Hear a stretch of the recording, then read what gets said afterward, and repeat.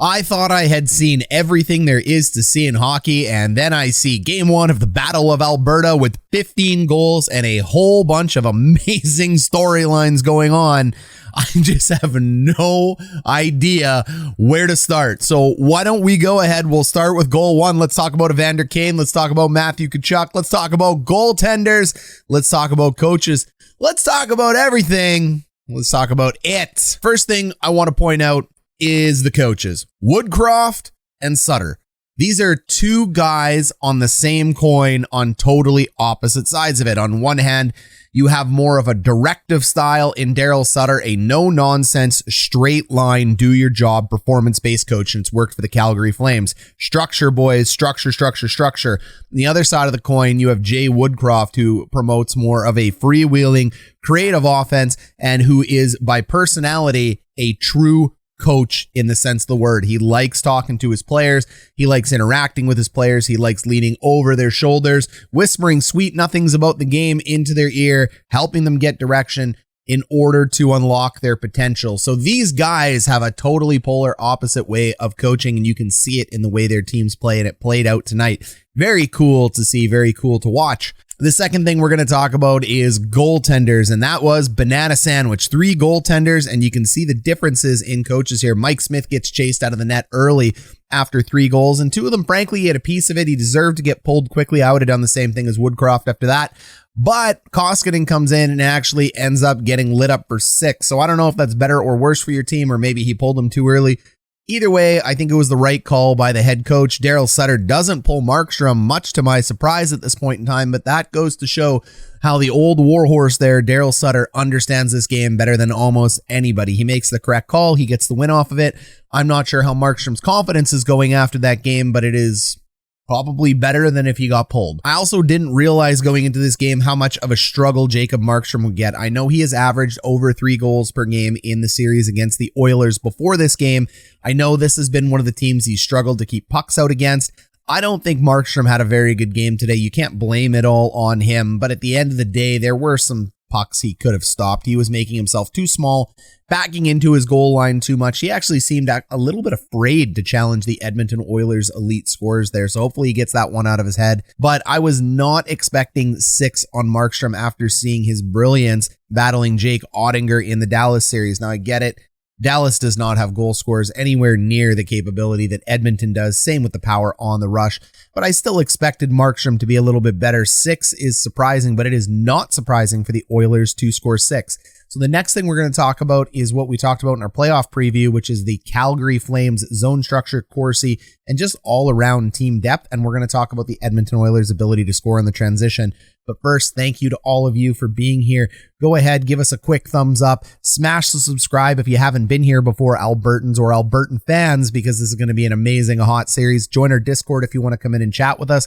Our Discord has a whole bunch of hockey fans from all over. There's nothing toxic going in. We have some amazing Albertans over there going back and forth with each other in the most polite way you can see. So shout out to both of them for keeping it clean, promoting their team. That was an absolutely barn burner of a game. We understand how vicious the Battle of Alberta can be. We know how it can tear apart families in Alberta. Fans on the East Coast, Montreal, Boston, Toronto, Montreal, those 3 guys, Edmonton, Chicago, Detroit. I'm sorry, it has nothing on this rivalry. This rivalry is violent no matter which way you look at it. There will be fights in bars tonight. There will be bar stools broken, beer bottles smashed. People take this stuff incredibly seriously in Alberta, and it can escalate very quickly. They love their hockey. We love our hockey in the prairies. So great job by both of them. And hey, if you want to go ahead and get in touch with Coach Ryan D and support the channel, we have an awesome membership page. We want to go ahead and shout out our awesome members here that are in the lower bowl. Thank you very much. Thank you to those in the upper bowl as well, too. Go ahead and consider giving us a join and consider giving us a super like down below. So we talked in this series about the fact that Calgary's going to score with team structure and Corsi. They are one of the best teams at Corsi, both defensively and offensively. They control zone play. They make beautiful passes. They swarm, put pressure on the goalie, and they beat you with just sheer volume of numbers. You could see that in the shot count today. They put up 48 shots, 19 of those shots in the first, 21 shots in the second towards Edmonton's 18 in the first two periods. I mean, Edmonton only put up 28 shots in this entire game. They didn't take a lot of shots to score a lot of goals, but we talked about this as well with Edmonton. We said Edmonton's got two key aces up their sleeve. They have their power play, which is the best in the West right now. It was all series. The only ones that are beating Edmonton reside over there in the East. The Avs obviously are the Avs, but statistically, Edmonton did have number one in the West. The other thing Edmonton has is the transition game and speed, and McDavid and Draisaitl showed that. That was incredible. The big scorers for Edmonton and Edmonton as a whole will score on turnovers. So as soon as Calgary makes a mistake in the offensive zone, Edmonton will take the puck from their defensive zone and they will make Calgary pay. And they did that. So even though it was a 3-0 lead to start this, Connor McDavid and co start the march back. Blake Coleman with two quick ones in the second, and you're thinking, okay, this has got to be over. No, Evan Bouchard again. Thank you very much, Connor McDavid, on that one. Let's go ahead. Let's make it 6-2. This has got to be done. No, we're going to get 4 unanswered from Edmonton after that. All of them are going to be on the transition or on the rush, and that's how Edmonton loves to score. So they didn't need a lot of goals to do some damage. Even though this is 1-0 Calgary, I think we can expect this one to go 6 or 7. Edmonton is going to pull out some wins in this series with the way it can go ahead and respond to Calgary. They just got to find a way to tighten up in their D zone, and they got to make sure that they give Mike Smith and Koskinen a lot more help. You got to limit some of those shots. Edmonton and Koskinen and Smith just have to be better. Edmonton will tighten it up. They will take a couple games in this series for sure. I actually still don't know who's going to win it. I have Calgary in 7. I think it's going all the way. Let's go ahead. Let's talk about the Draisaitl injury. He has a high ankle sprain. For those of you who don't know what it is, I'm not a medical doctor, but it's a sprain on your ankle that's higher up, and it's the worst place you can get a sprain. In hockey, it's playable. You know, you go ahead, you take some injections to that. You take some really nice painkillers. You go ahead, you numb it up. You put compression socks on it. You stop the ankle from moving. You allow them to go out there and play, and you can see it. It really hindered Draisaitl today in football or any other sport that isn't hockey where you don't have a giant boot that can go ahead and solidify your feet. You can't play. A high ankle sprain in football can take you out for 3 to 8 weeks. This took out Saquon Barkley, I believe, for quite some time with the New York Giants, and that guy is a freak show monster. High ankle sprains are no joke in any other sport. You'd be gone, but these are hockey players. They're ridiculously tough. They're ridiculously durable, and Draisaitl, the fact that he was able to get 3 points on one leg, very impressive. Lindholm's first goal comes on the rush. It ends up moving over. Now, you see that little puck bounce there. That goes ahead and gives Mike Smith a chance to battle on it, but look how deep Mike Smith is in his crease. He's got to be able to come out further than that. He doesn't. That puck ends up sneaking in on his left glove side just over here. That wouldn't have happened if Mike Smith was challenging further out. So you don't want to sit here and blame Smitty for something that ends up going cross ice, but he did have an opportunity to save it. I don't like how deep in his net he was in. Lindholm scores the first goal. The big line for the Calgary Flames scores early. Mangiapane scores a beauty here by being able to penetrate the center of the ice against Edmonton. This is where Edmonton just didn't do a good job all game. They deserve to lose the game playing this way. CC does a really nice job walking in front of the crease. You can see the fact that Calgary has gotten on the right side of the puck here. All you need to do is make sure that guys like Archibald and Nurse is caught puck watching here. Like, look what he's staring at. It's all puck. He needs to have his head on a swivel. He needs to find Mangiapane here. He doesn't do that. So when everybody gets caught puck watching and that puck switches behind the net, Mangiapane ends up getting lost. And because he gets lost, like again, Nurse, where are you going? Nobody's going to that post. You got a guy in front. You got to cover him. You don't. Mangiapane takes it off the skate. Beautiful high skill play. Ends up beating Mike Smith. This one is not Mike Smith's fault at all. He's in the correct position of this the entire way, unlike the first goal. Brett Ritchie scores his goal after Connor McDavid here. Does Connor McDavid thinks he's beautiful? That's not what we're looking at. We're looking at the transition and turnover here of the Calgary Flames. Quick transition by the Flames after the big save by Markstrom, one of his biggest of the night. They end up going high and off the glass. That's a very valid D-zone breakout at this point in time. And then what you see after that is Evander Kane being able to control the puck after there's a good battle on the boards and Lucic loses possession. So Kane has the puck as he's skating through, but then he just gets simply out-muscled by Brett Ritchie. Like, come on. I keep hearing about how elite Evander Kane is. Give me a break. What an absolute play. Lazy by Kane. Look, he's not skating. Where are you going? You just get muscled off the puck. You quit.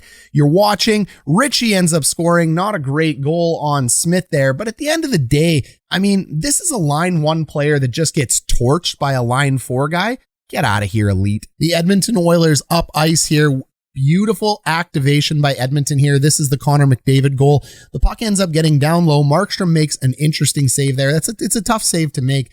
It is a tough rebound here. But of course, as it ends up going down, it's going to be McDavid that picks up the puck. The key to notice with McDavid is how he always finds open ice. So I said I don't like Evander Kane. It's not that I don't like the Edmonton Oilers. I love them. They have one of my favorite players in the world, Connor McDavid, playing for him.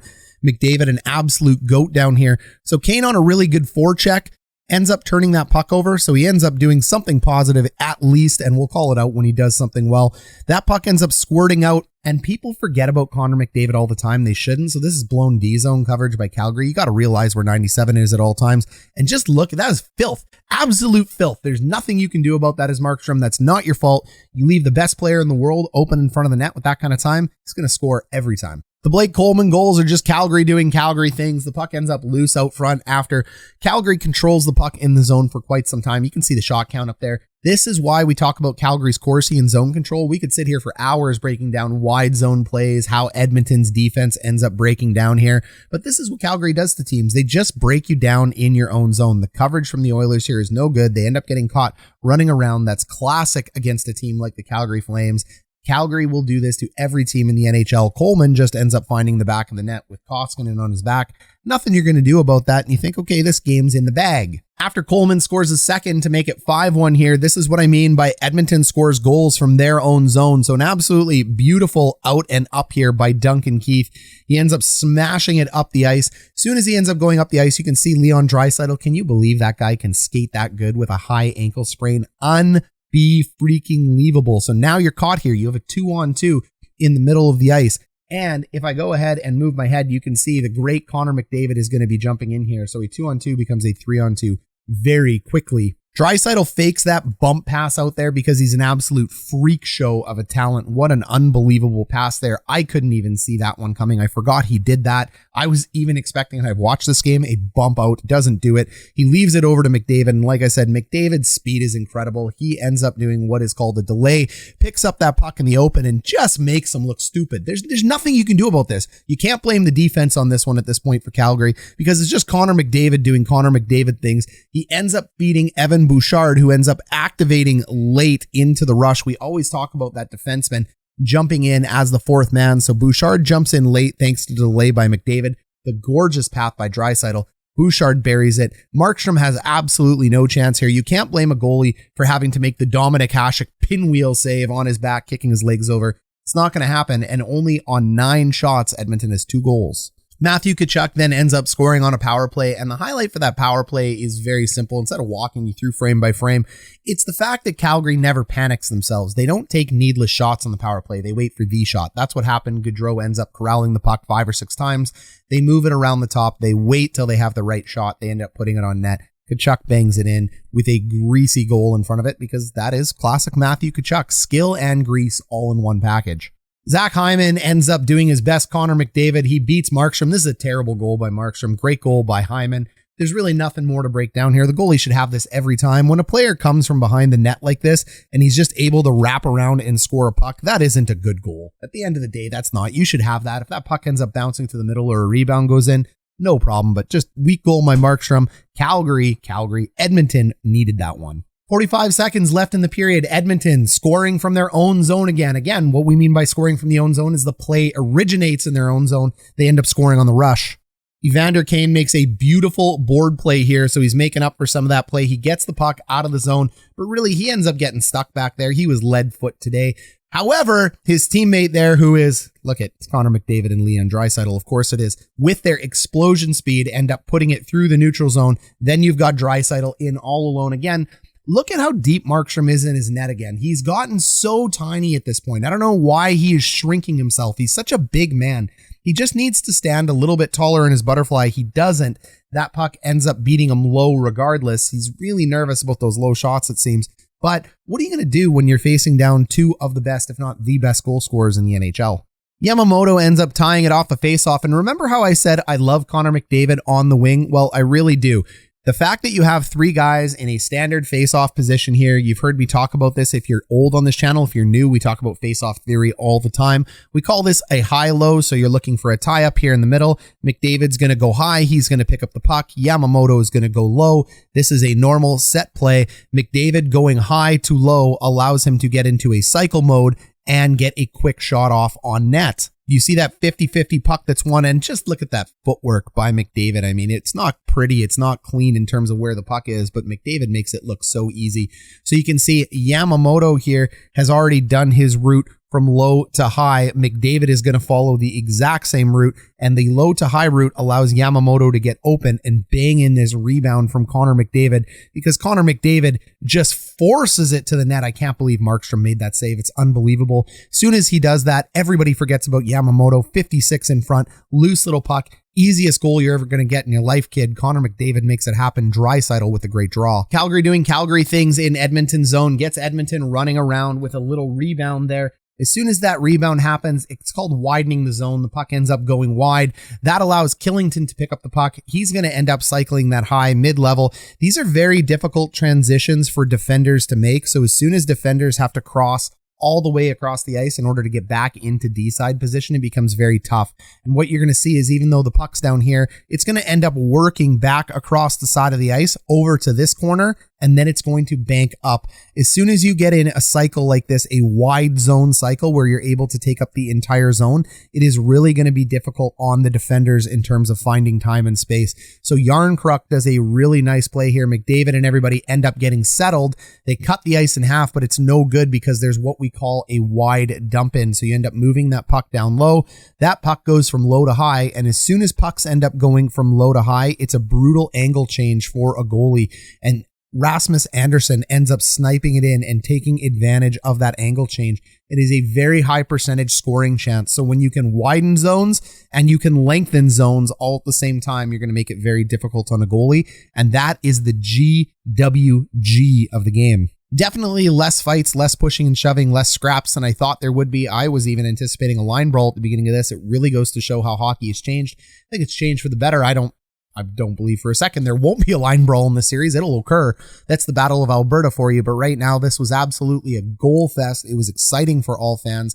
I really do think Edmonton could be taking a couple, but let me know down below where you guys sit. You're going to be passionately fired up about this regardless. There's no way I can make Edmonton and Calgary fans happy in this, so I'll just call them like I see them, and we'll let this series fall where it falls.